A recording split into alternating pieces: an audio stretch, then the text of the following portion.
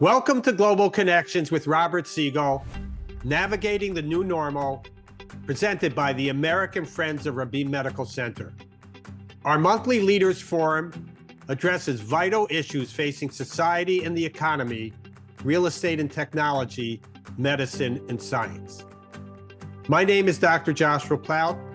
I'm the Executive Director of American Friends of Rabin Medical Center, AFRMC, a 501c3 National American charitable organization based in New York City. We at AFRMC represent Israel's premier hospital, Rabin Medical Center in Petah Tikva in Greater Tel Aviv, the leading institution named in honor of Prime Minister Yitzhak Rabin. The hospital is a model of coexistence. It serves 1 million patients annually from all ethnic and religious backgrounds with the same compassionate care. We would like to share an overview of the work being done at the Rabin Medical Center.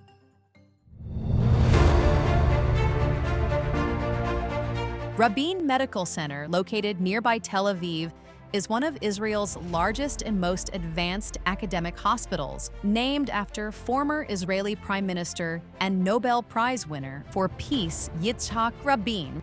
Comprising Bellinson and Hasharon campuses, it has been a national leader in medicine, science, and compassion towards patients since its founding in 1936.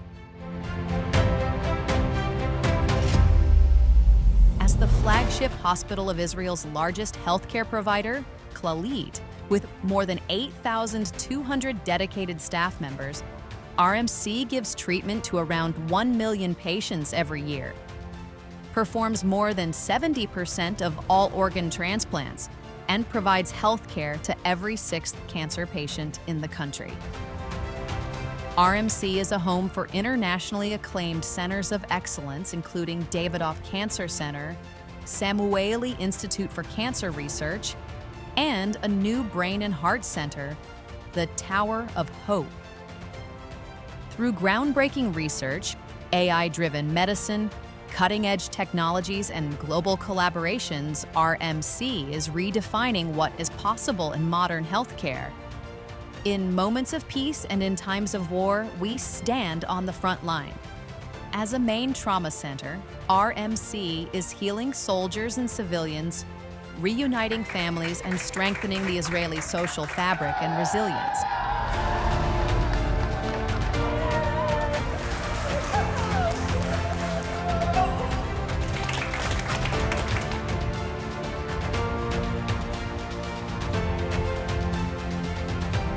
Delivering not only world-class treatment, but also human connection, healing, and hope.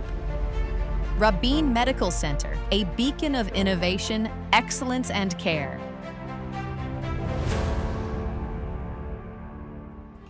Our host and moderator for Global Connections is Robert Siegel, former host of All Things Considered on National Public Radio for 31 years.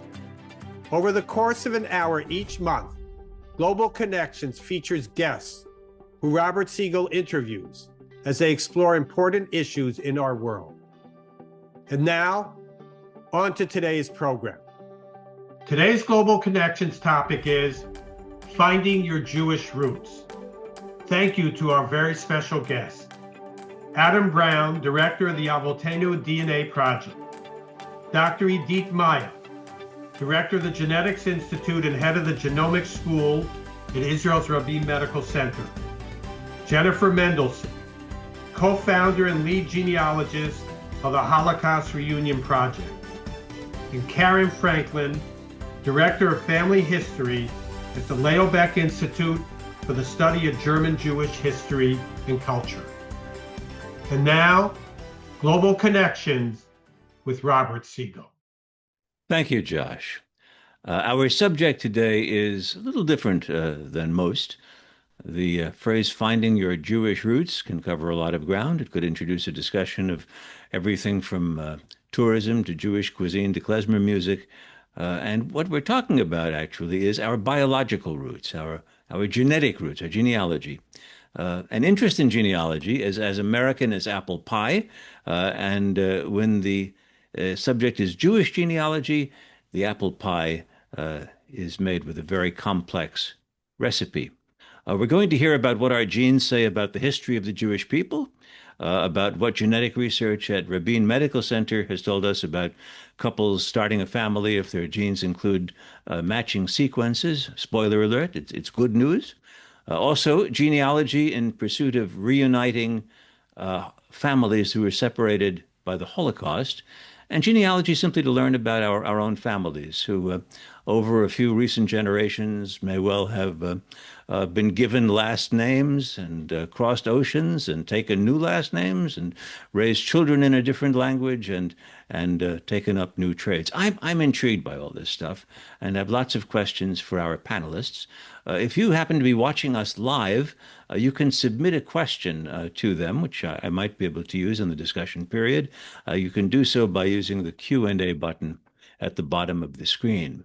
Our first panelist, Adam Brown, has been many things, a lawyer, a developer, but his passion for this subject is obvious and infectious. He is co-manager of the Avotaynu DNA project.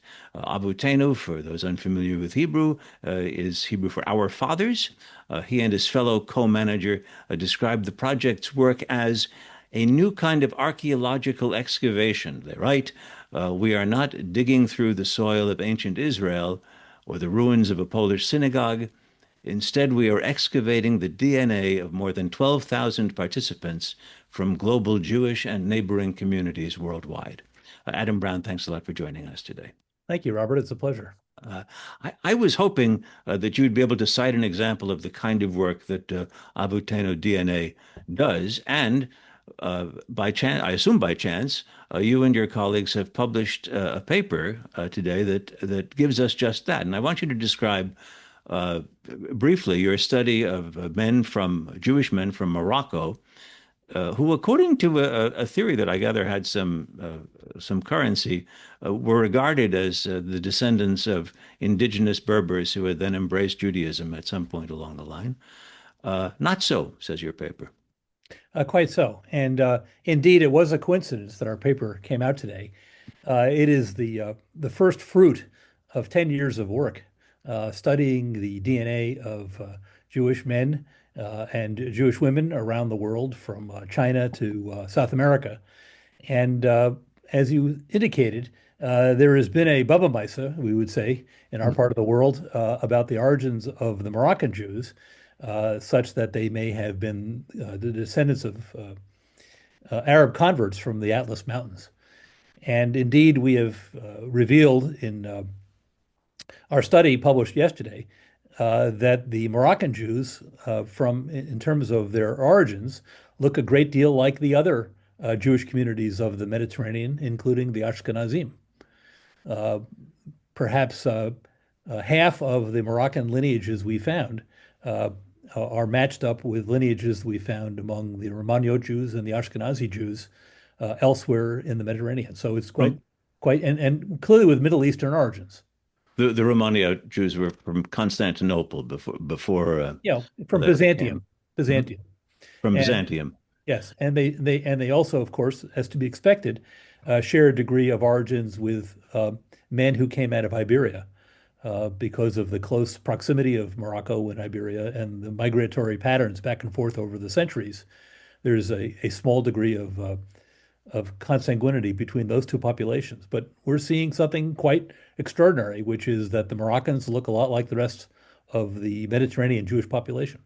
And what Moroccan Jews, from what you've seen of the DNA that's been sampled from these people, what Moroccan Jews share with Ashkenazi Jews is more than, say, a random sample or of what Ashkenazi Jews would share with the Irish, if you were to do a similar comparison. Quite so. And that's one of the interesting things, is that the Jewish populations around the world share much more with each other than they do with the populations among whom they live. This is something we've known for a long time, but we never knew with great specificity. Now it's always been a rather generalized finding. Now we know with tremendous specificity, thanks to the revolution in DNA sequencing technology over the last decade. And we can look at the entire 20 million base pairs on each male's Y chromosome and be able to compare the differences to a high degree of granularity. So, Teach us a little here. A central player in this work is the Y chromosome, correct. and how much variety is there to the Y chromosome? How many variations of the Y chromosome would you expect to find? Well, there are the Y chromosome is sort of a squirrely object. It does not recombine with any other chromosome. It's not like the other coding regions of the genome where there's a father's piece and there's the mother's piece. And the Y chromosome you inherit only from the dad. So it has sort of a self-correcting mechanism that makes a good part of it difficult to read. But there's about 6 million to 10 million locations on the Y that we can reliably study and look for variations. But the variations occur on average, we find about every 84 years or every 2 or 3 generations, meaning that if you're looking back 3,000 years, we're probably looking at 30 variations in the Y chromosome between someone living today and someone living at the time of the founding of the Jewish people. So that's 30 variations out of 6 to 10 million. So when you study Ashkenazi Jews, Sephardic Jews, Yemeni Jews, Bukharan Jews, Ethiopian Jews, you would find genetic similarities and probably at the Y chromosome among all of those groups. Well, there's some populations that are outliers. And one of the things I have to mention is that when a small population, uh, as it evolves, it's very vulnerable to loss of genetic diversity. And so we may not know exactly who the founders look like in all cases. If you'd had a founding population of 20 people, 3,000 years later, we may not see those 30 founders. We may see everyone else. And I'll give you an example. Mankind, Homo sapiens, evolved roughly 275,000 to 300,000 years ago, but there's only one Y chromosome that we have left of that founding Homo sapiens population. So there's something called genetic drift, whereby you lose that kind of diversity. Hmm. So we don't know in all cases, but every population we've studied thus far, whether it was China, India, Cochin, India, or in Mesopotamia, the Persian community, Morocco, we find commonality among all of them. So this is a little unfair to ask you to do in a minute or two, but give me a couple of major moments in Jewish history that you can see through our genomes. Well, we certainly see urbanization of Jewish populations because we've been able to associate urbanization and the ability to earn a living in a communal environment tends to support the creation of large families. And when there are large families and there are more boys being born, at least specifically with the Y chromosome, we tend to see variation because variation it's not a digital process, it's an analog process. So there are mistakes in the reproduction of the Y chromosome. So the more babies that are being born simultaneously, the more likely there are to be genetic variations in a given generation.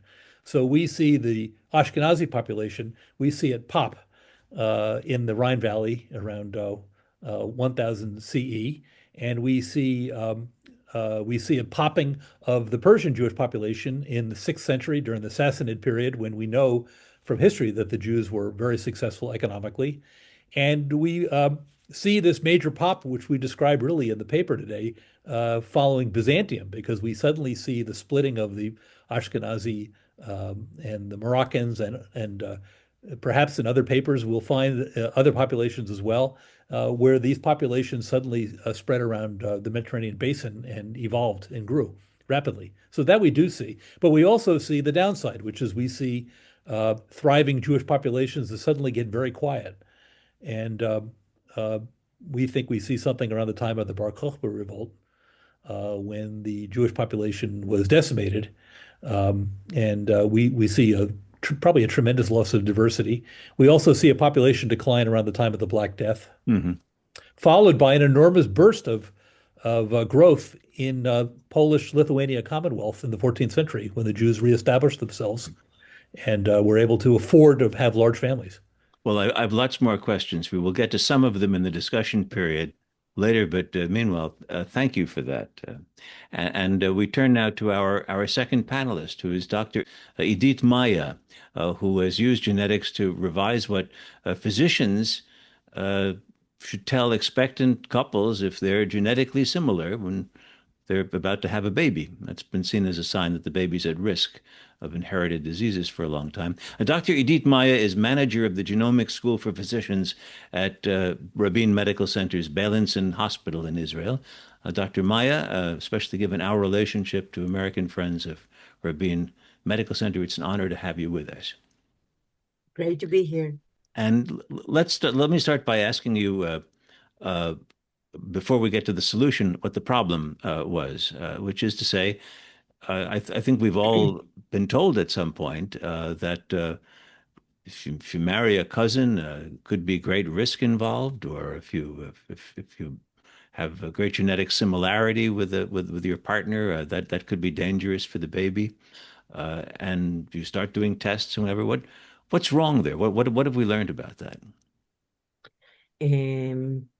We started researching this issue something like 5 years ago, maybe more, because guidelines were issued in the States that said that when you look at the genome of a person, or it could be a fetus, you should report the parents if they have similarity between their two copies. Usually, we all have two copies of the DNA, and usually they're different. If my parents are not from the same ancestry, I have one copy from the mother and one from the father, and they're not supposed to be the same. If they are the same, if you are looking at other populations that are not from Israel, not from the Jewish or Arab population, this is abnormal. And then the guideline said you should report it to the patient. You should say, this is something wrong. You should do other testing. And we said, because we are doing a specific test that is called chromosomal microarray in a specific technology in the last decade, we said this is totally normal. If they are from the Ashkenazi Jewish origin, for example, both the parents, they are not cousins. But if you take 10 generations ago, they are family related, distant related, but still some of their genome will be the same. So this is normal. And then we started checking and say, how normal? What is the upper limit and the lower limit? And we took people that are from Ashkenazi ancestry, and Moroccan, and Bukharian, and Iraqi, and Iranian, all the specific population of the Jewish people, and the same Druze, Christian, Arab, etc., that we had. And we looked, what is the percentage of the genome that they have the same? And we found the percentage that is normal. And we also looked, what are the size of the pieces that are the same? Mm-hmm. Is it just small ones or big ones? And we saw a correlation. So if we are cousins, actual cousins, the percentage will be bigger, and the chunks of the DNA that are similar are bigger. And if we are just from the same ethnic background, my parents both are from Iraqi Jewish population or Bukharian, so it will be smaller percentage and smaller size chunks of DNA. And when we are analyzing this population, we need to have thousands of people from this ethnic background. And I think this is the information that we had that you can't find, maybe thousands of Moroccan Jewish that their parents are from the same ethnic background and the same from other origins. So this was very interesting information, and we shared it with the literature. We published a few articles. We're still working on other information that is coming up, but I think it's very interesting and very important for people to know.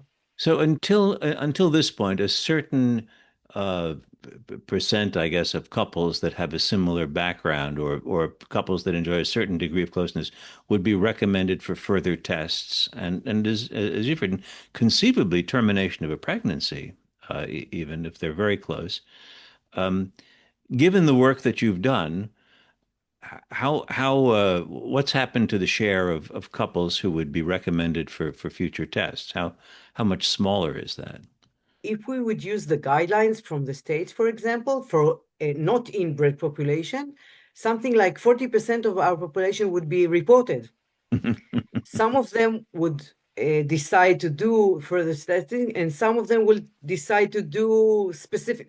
Some of them have told me, we won't bring children to the world because it's too dangerous. Mm-hmm. If you get the wrong genetic counseling, the wrong information, so it's very alarming. And some of the tests are being done doing a pregnancy already, not planning a pregnancy ahead, but during a pregnancy. So this information is very important to know. It's as if I would tell you, do a blood test, and I will tell you, you got result, it's 7. What does it mean, What does that 7? mean? You Yeah, would tell yeah. me, what is the lower limit? What is the upper limit? You need to know the normal for your own age and size and weight, etc. The same thing was with when we looked at the normal range that we were told to report, we said, this is not appropriate. We have to adapt it to our specific populations. So now if I get a specific report, I can see what is the ethnic background of this couple and tell them this is okay. This is because your parents are from the Iranian Jewish or Indian Jewish population. Nothing wrong. I'm looking not only the percentage, also the size of the DNA chunks, the areas. I can say that the reporting is because we have to suspect other mechanisms. When we don't have a similar ethnic background, other mechanisms are suspected. Maybe there was a translocation, something is not normal in the DNA, in the chromosome, etc. And then we have to, to light the flag and say, oh, here, you need to do those tests. But now, because with this research, we can report only on 1% of the people. Only 1% of the couples of the people that are doing this test are giving the alarm. You are in the upper limit, 1%. It doesn't mean that it's abnormal, but maybe we should do further testing just to make sure. But you're It's saying only 1%1%. 1% as opposed to 40%. Something like that, yes. In different population, different percentages, of course, but it's much less and much better now, I think. The subject of marrying in of an endogamy is it's a very peculiar one for in the 19th century supposedly scientific racists attributed all kinds of flaws that Jews supposedly suffered from to their marrying their cousins or whatever. The fact that the crowned heads of Europe were doing this also, and this qualified them to rule. That conflict was evidently lost on the anti-Semites. But it just raises a question after reading what you've done. Is there no health risk? That is, are there Circassians? Do they have some health problems because there are so few of them, or are the Druze? Is there any danger for Druze marrying Druze every generation? When you're marrying somebody from the same ethnic background, the thing that you're risking is mostly autosomal recessive diseases, which means in those chunks of DNA that you inherited both from your mother and your father, there could be mutations in genes that only the combination of 2 mutations can cause disease. So we see in those population elevated risk for those kind of diseases. For example, everybody knows the Tay-Sachs of Ashkenazi Jewish or Gaucher or cystic fibrosis, etc. So it's very elevated risk, and we know that in specific population there are 10 diseases that we know in Ashkenazi Jewish we have some many diseases, but the frequency is low. If we look at specific locations in Israel that people are for 400 years or 500 years are marrying inside this village or inside the city, they have many diseases, and the carrier frequency is very high. So this information, the percentage that I'm talking about, is very important to tell the couples in order for them to do specific testing, for example, sequencing the DNA and looking for those mutations.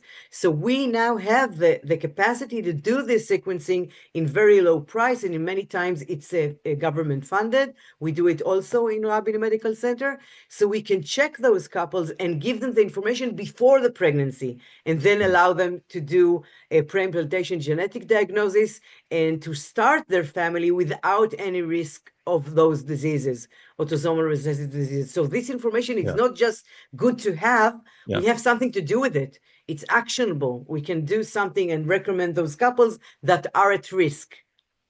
Well, Dr. Maya, thank you very much for joining us, especially from Israel, given the time zone difference. And stick around for the discussion period that will follow. Our next panelist uses genetics, as well as some of the tools she learned as a journalist to reunite families. Jennifer Mendelsohn is co-founder and genealogist of the Holocaust Reunion Project. The families that she's reuniting were separated during the Holocaust. Jennifer Mendelsohn, thank you very much for joining us today. Thank you for having me. And again, let me ask you to tell us about the problem before we get to the solution. How many survivors of the Holocaust are there still with us, and how many do we think have living relatives? The latest estimates from the claims conference suggest that there are 196,000 living survivors around the world, which is orders of magnitude larger than most people realize. Yeah. As to how many of them have a living family, I would posit all of them probably. It's just a question of how close those relatives are.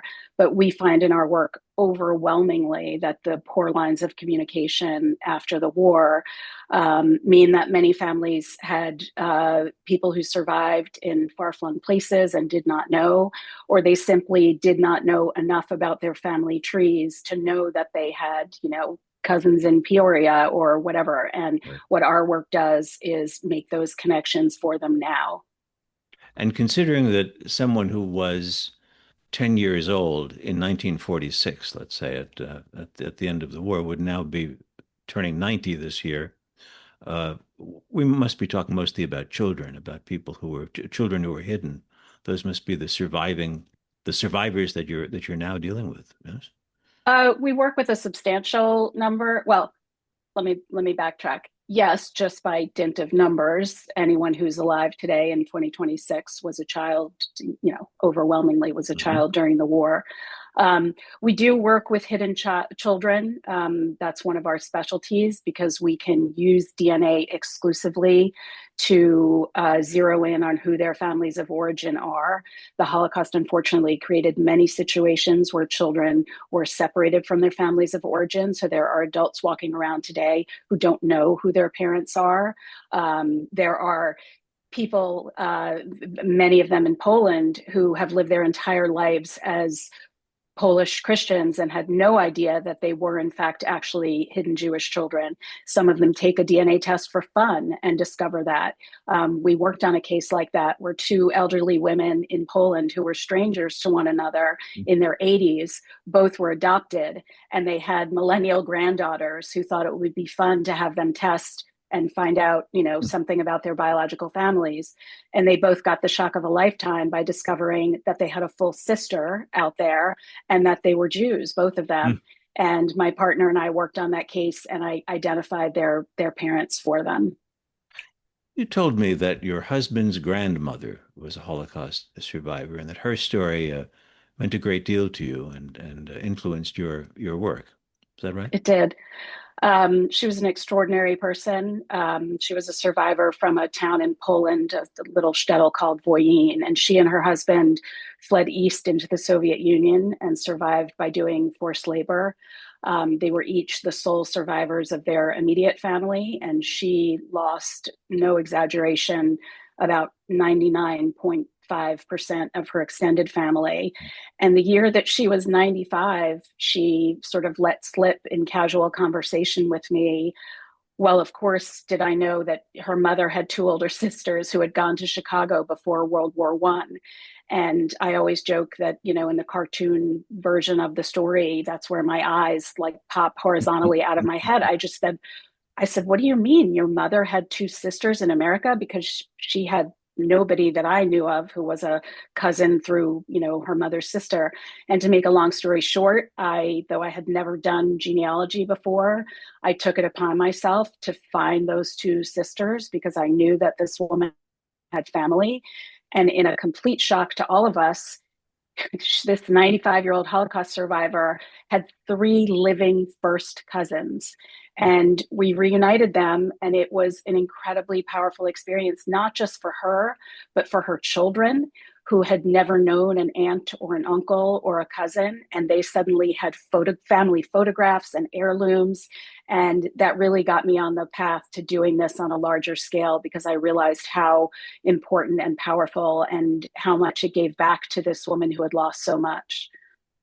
In doing this kind of work, when it comes to figuring out who married whom, when and where, and whose birth was registered in what way, you have to depend at some level on documents. And I gather that there are more documents still out there, and many that have been indexed already and can be accessed. But there really are papers that haven't yet been retrieved or studied.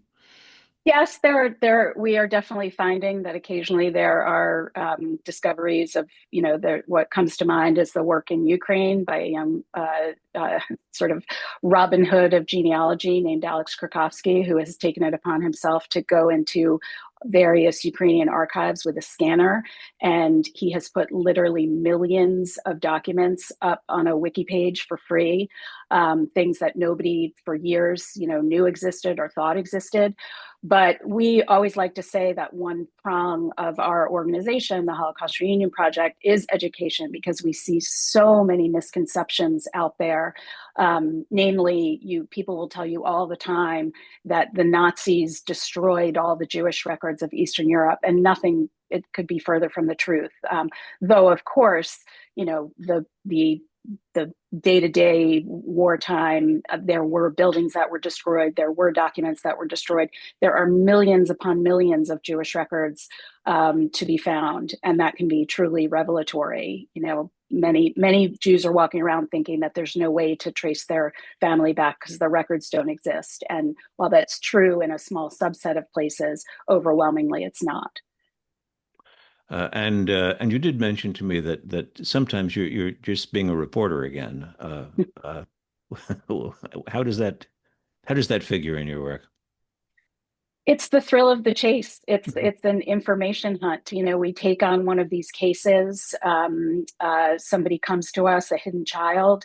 They may have a few fragmentary scraps of information about themselves, and we start with the DNA because that's infallible, and we work the records. And, I am often up at 2, 3 in the morning chasing down leads. My husband thinks I'm crazy. I've been known to get out of bed in the middle of the night because something occurs to me. And, but at the end, it's the most rewarding hunt of all when you can give someone back their family or their, we also, we do not just find living relatives. We do find living relatives, but I always like to point out that a secondary consequence of the Holocaust was the loss of family history. Mm-hmm. Because if your parents and grandparents were all murdered, who's there to tell you the names of your ancestors? You don't know. So many survivors have been cut off from their history. So we rebuild their trees for them, and that can be incredibly meaningful.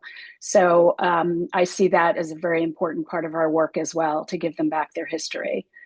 Jennifer Mendelsohn, stay with us because we'll have a discussion period in a few minutes. But thanks so much for being here today. Our fourth panelist, Karen Franklin, is Director of Family History at the Leo Baeck Institute. She assists genealogists who are doing family research. The Institute specializes in German Jewish history and culture. She also maintains partnerships with other institutions, museums among them, and she's a recognized leader in this field in the U.S. and internationally. Karen Franklin, welcome. Thanks for joining us today. Thank you very much for inviting me. You told me that you've worked a lot on the history of the Lehman family, which gave us not only Lehman Brothers of Wall Street, but as a New Yorker, I grew up being told what a great man Herbert Lehman, the governor, had been. What have the Lehmans learned about the Lehmans that they didn't know before you got to work? Well, I'll laugh a little and take a backward step and say what the Lehmans do not have in common with many European Jews is that because so many of the families came to the United States so early in the 19th century, Mm-hmm. they know a lot of their cousins already. Their second and third cousins are as close to them as some of us might be with our siblings or our first cousins. But what they hadn't known, and what I worked with them about, is that Herbert Lehman And the Lehman family were instrumental in bringing over hundreds of refugees before the Holocaust and settling them in the United States, those who were able to get out. And so I have worked with them to document the stories of these families, these more distant cousins. And in a humorous way, some of the material that the families provided to talk about how all these distant cousins were related to the Lehmans can't always be trusted, because people were so desperate to get out that they fictionalized their connections to the family to get out of Europe. Yes, in a less dramatic way, I have to confess now that when we spoke the other week, I asked you a question about my maternal grandfather, and while we haven't found the question is pretty abstruse, but you did come up with his record of arrest, which included his smoking in a Brooklyn subway train in 1925, and what it reminded me of is that this had not been passed down, as you can imagine, in the stories about my grandfather, who was a beloved figure in the family. It occurred to me that family stories probably aren't the most reliable evidence that you can lean on. Correct, and I'll just tell one story that was handed down, and with a similar answer from a newspaper article. Someone had asked me that her grandmother had to give up opera to marry her grandfather because he wouldn't allow her to perform anymore. Could I find out what operas the grandmother was in? It turns out they weren't operas; they were vaudeville dances. She was a vaudeville dancer, and so therefore she asked me not to include that and not to tell anybody. But we're not naming names, so we don't have to know. But yes, sometimes there's more that comes up than the family is happy to learn about their ancestors. I was told years ago that among Russian Jews in, say, the Russian-ruled part of Poland, first sons always faced a danger of conscription when the Tsars cracked down, and a lot of first sons beat it to the United States rather than risk that. You told me about something I'd never heard of, which was a limitation on sons or on sons marrying. Was this in Bohemia or Germany? I'm not sure where. Yes, Where exactly? in southern Germany, that only the firstborn was allowed to marry, and that would be why in the mid 19th century, a number of German Jews came to the United States. With regard to your question about being drafted into the army, we can actually see some of these stories when you look at World War I draft cards. You see if there are physical limitations, and you see that a finger is cut off, or a hand is missing, or something, which could be because it was purposely done to avoid the draft. Mutilation for the draft deferment, which I don't know whether it ever was true, but it was said that the Russians retaliated by creating an entire battalion of nine-fingered people or whatever that they might have done. How much does it complicate the work of genealogists looking at European Jewry that only with the Napoleonic after the Napoleonic Wars, I guess, did Jews typically have last names in Europe? This was before that. It's all, I guess, Yaakov ben Yosef. That must make work incredibly complicated to get below the 1800 mark, or the 1815, let's say. Yes, it can be difficult. There are, of course, a number. Here comes DNA, which helps us tremendously. Also, there are so many rabbinic lines where there are existing family trees or known connections. Mm-hmm. And I would also say many of the genealogists I found are relentless. This curiosity, this need to know is quite wonderful. But at some point, one can really think about the richness of life and understand context of how people lived. And it's not always necessary to go further back. It's sometimes more interesting to understand who our ancestors were. Genealogy also plays a role in efforts at restitution for possessions that were taken from Jews in Europe during the Second World War. I didn't realize it involved books as well, but you're doing that. Thank you for bringing up the project. Yes, because the Holocaust robbed Jews not only of their families, but also of their cultural patrimony. And we at the Leo Baeck Institute and also through Jewish Gen, learned about a project where books are being restituted in Nuremberg, Germany. And there were hundreds that were available for restitution. The names of the original owners were known. And we were able to track descendants and return over 200 volumes to date and hope to do more. And the stories behind the people receiving books that had belonged to their parents, their grandparents, and in one case, to a woman herself. We returned a book to a 104-year-old survivor. And what that restored in their lives, something that had been taken from them and was returned, was very beautiful, very meaningful, not only for the people who received, but also for the people who assisted in the patrimony. Well, Karen Franklin, thank you. I'd like to bring back all of our panelists. I gather that one of the reasons for the precipitous decline of the Jewish population in Europe, or a recent one, was the Black Death, and Jews either dying of the disease or dying of being blamed for the disease. And I want to get a good number from you, because there were very, very few Ashkenazi Jews at that point, I gather. It's a bottleneck. And I've heard some people say and cite the number that there were only 350 Ashkenazim in Central Europe or wherever at that time, which seems amazing to me. Is it amazingly accurate, or is it an overstatement of? Yeah, I think it's amazingly low. The documentary evidence.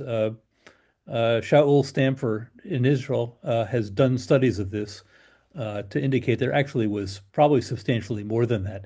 But I want to mention that it wasn't just the pogroms and the death itself. There was an economic depression across that Central Europe, which has a big impact on population size. The other thing I'd want to mention briefly is that it appears to us that the Ashkenazi population comes from different directions. It didn't all come up the Rhone or through the Brenner Pass into Germany.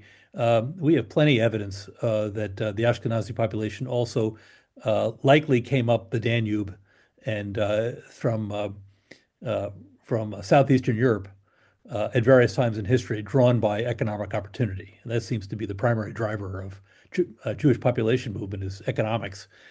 So while there may have been a decline in the Rhine population, the German Jewish population, it didn't necessarily apply to the Slavic Jewish population, which may have contributed to what we now know today as the Ashkenazim.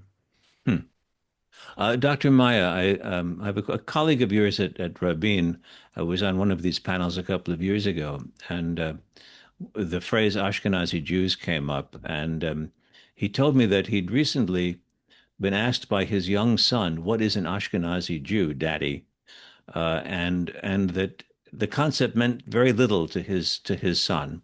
And I was reminded of having once been told in Israel that one marriage in three, I don't know if this is accurate, one marriage in three was crossing the Ashkenazim Sephardic line in the 1980s, back at that time.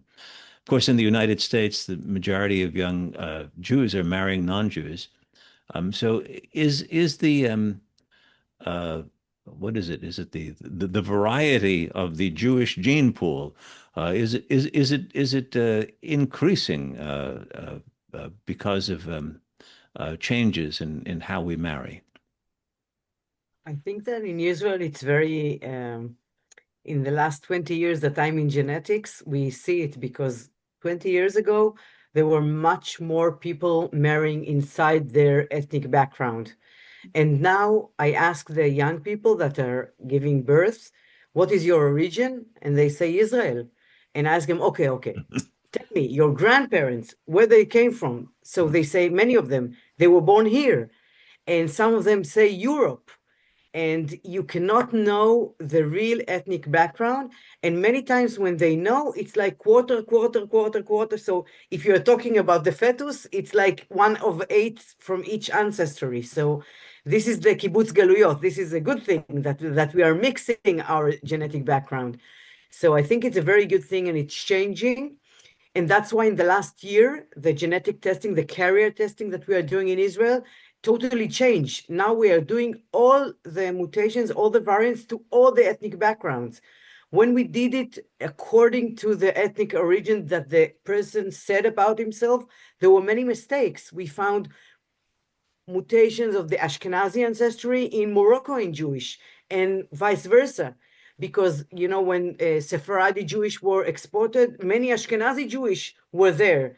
So many things, the Sephardi population in Jerusalem, for example, there were Ashkenazi Jewish ethnic background people there. So now we are doing everything to everyone, to both the couples, because this change has happened. So it influences the way we practice genetic testing and what we do, what we say to the couples. But maybe Adam can add to that because he knows much better. Is it a unique moment, Adam, or? Well, most definitely. But I want to mention one thing about Jewish identity, which is it's extremely fluid. Our results have shown that Jews in northern Italy don't know whether they're Italkim, Ashkenazim, Sephardim. They don't really have an accurate picture of it. There's a concept of Judaism in Judaism of minchag hamakom, which is when you move from one community to another, you adopt the practices of the new community, particularly if you intend to marry your daughter off in that community. So there's been a great deal of confusion about that. But when we look at the Y chromosomes, we can tell almost instantly what population that person derived from over the centuries. I have a question that I'm just curious. I'll put it to Jennifer Mendelsohn to begin, but I'd like to hear from if any of you have thoughts about this. That the rise of DNA has I referred earlier to the supposedly scientific racism of the 19th century, but as a Jew, I was raised with the understanding that we were not a race. One thing we were not was a race, and that the worst crime ever committed against the Jewish people was done so against the Jewish race, and we were really raised to minimize the significance of race, and DNA has lent a scientific support to thinking in terms of genetically related people, and I just wonder whether you ever stop and think, are we overdoing biological relationships as opposed to other relationships? I don't think so. I mean, to me, Judaism is an ethno-religion. So we are a cultural community. And I always say that, the fact that I take a DNA test and it tells me that I'm 100% Ashkenazi Jewish is no different than someone else taking a DNA test and being told they're 100% Finnish or, Bolivian. We are a people tied together by language and customs and geography with an asterisk because we're a diaspora. Let's not go there.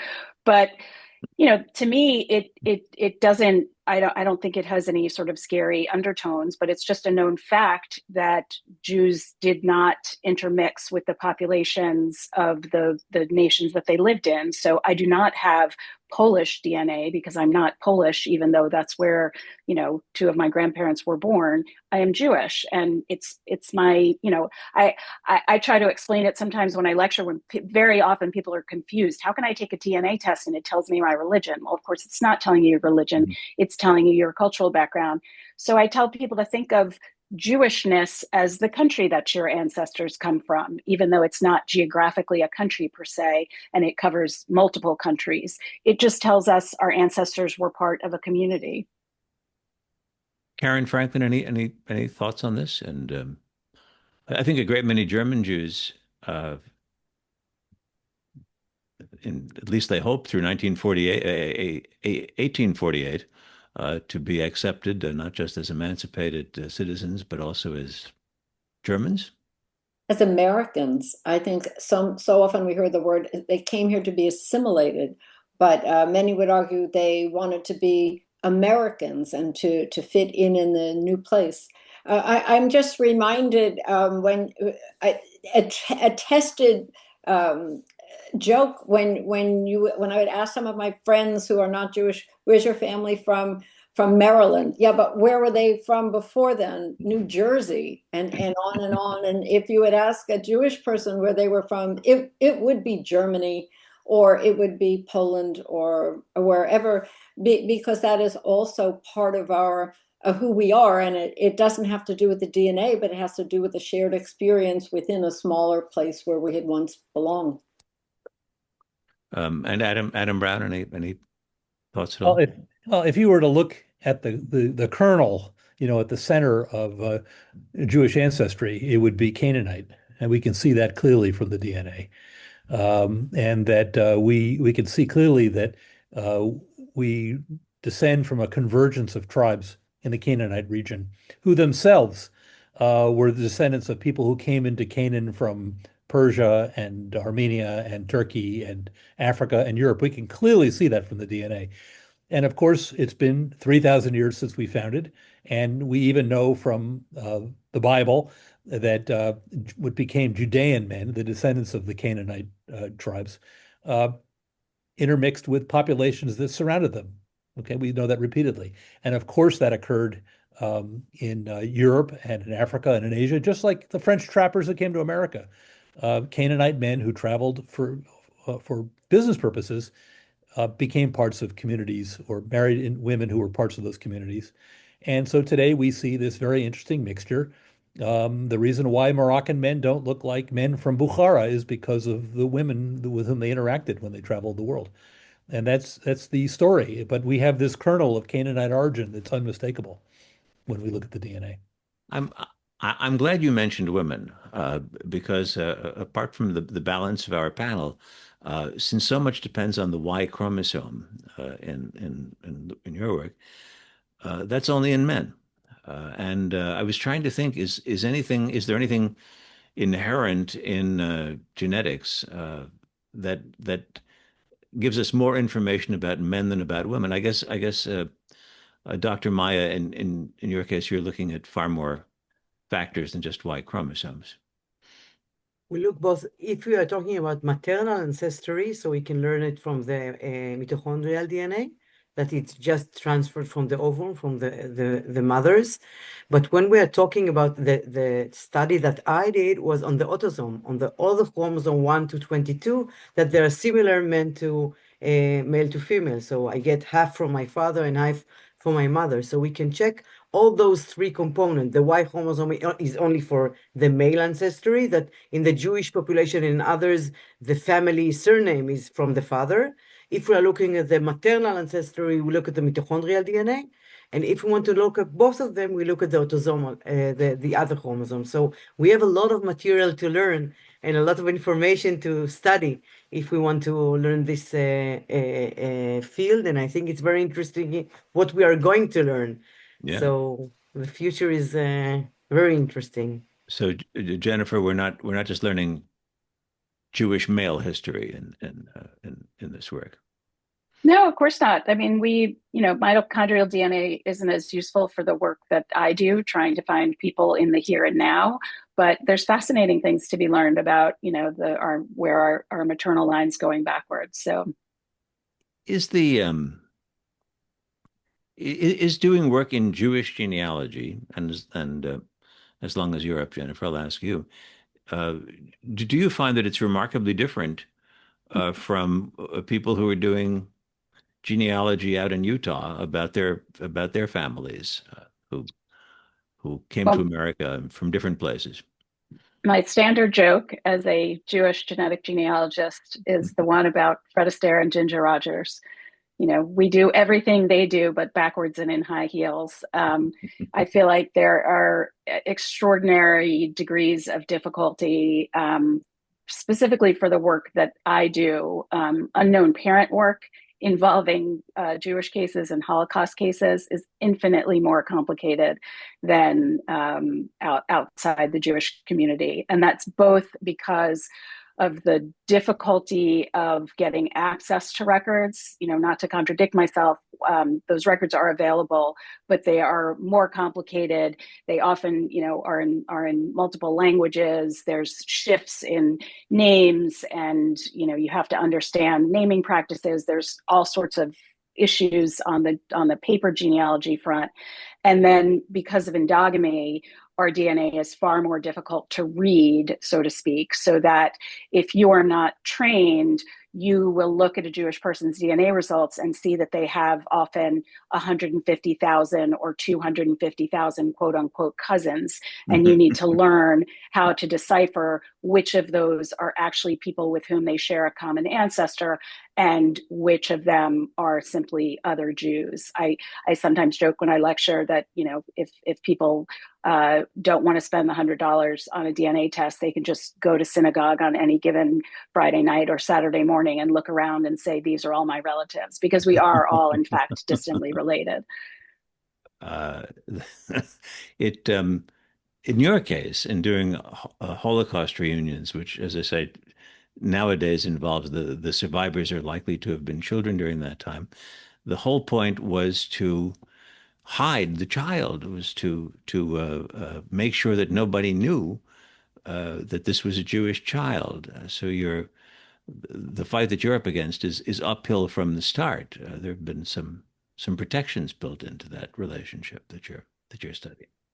Yes, and one interesting thing that I've come across, and before I say that, I just want to say our organization works with children of survivors as well. We don't just work with survivors themselves. So if there are 2Gs out there who are interested in learning more about their families through DNA, they're welcome to get a free test from us. But what I've discovered, interestingly, is a lot of the people who come to us who were either hidden Jews or people who've discovered through a DNA test as adults that their family was Jewish and they didn't know. There is an unbelievable hunger to understand and learn more about this hidden Jewish past. And I can only imagine, not having firsthand experience, but I can only imagine what it's like to learn as an adult that the history that you thought you knew is completely different. And you are, in fact, connected to a completely different, group of people. And in our case, we're dealing with people who have a firsthand connection to the Holocaust, but may not have known they had a firsthand connection to the Holocaust.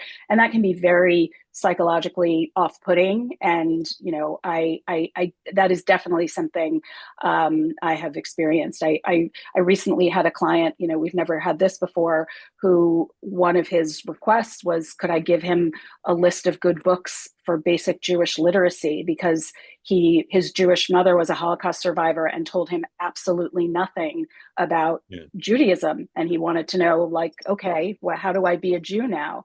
So I have definitely had that experience. It's it's a fascinating subject, and I think one thing that I would just contribute. I told this to Dr. Maya when we spoke earlier, but in my extended family, there's a child born with a very severe disability, very, very severe disability. And when the medical geneticist called up the child's parents after a couple of years of searching and said, I have found a group of 10 other people, children who have the same genetic mutation that your daughter has, and explained that it was not hereditary.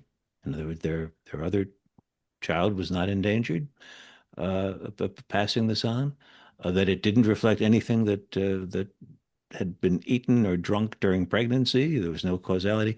The knowledge of what explained this was in itself phenomenally important to them, and the research that people do in genealogy can really put minds to rest in many cases. That's very important.